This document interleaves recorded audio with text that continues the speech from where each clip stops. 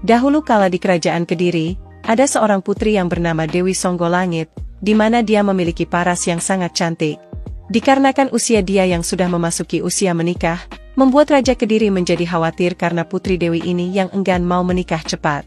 Raja Kediri ini kemudian menemui putrinya itu untuk menanyakan perihal kapan dia ingin menikah, dan di sini putri Dewi pun meminta waktu untuk bertapa demi memperoleh jawaban yang tepat.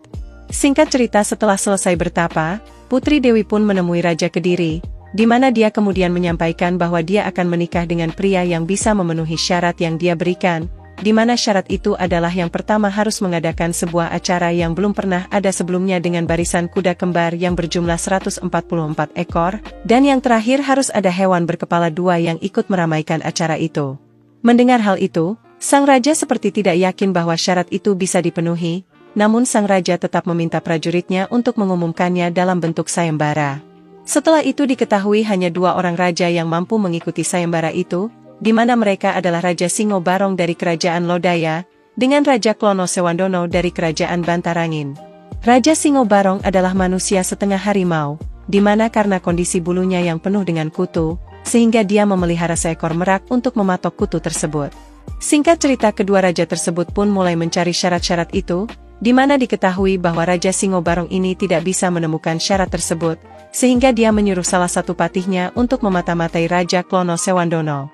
Setelah itu didapati info bahwa Raja Klono Sewandono ini hampir mendapatkan semua syaratnya dan hanya tersisa satu syarat saja, yaitu hewan berkepala 2. Mendengar hal itu, Raja Singo Barong pun berniat untuk merebut semua syarat itu dari Raja Klono ketika mereka dalam perjalanan ke Kediri.